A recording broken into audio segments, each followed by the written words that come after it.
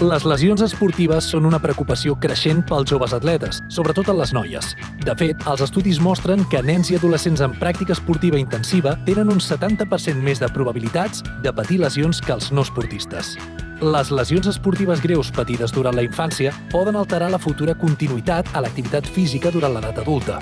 Això augmenta el nombre de ciutadans europeus sobre els quals és interessant treballar la prevenció de lesions.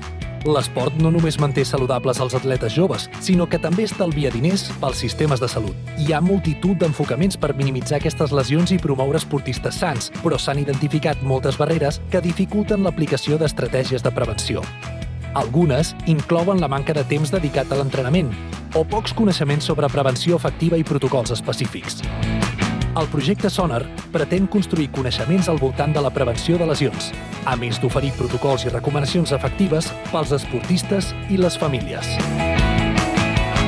Treballem junts per prevenir lesions esportives i mantenir els joves atletes en el joc.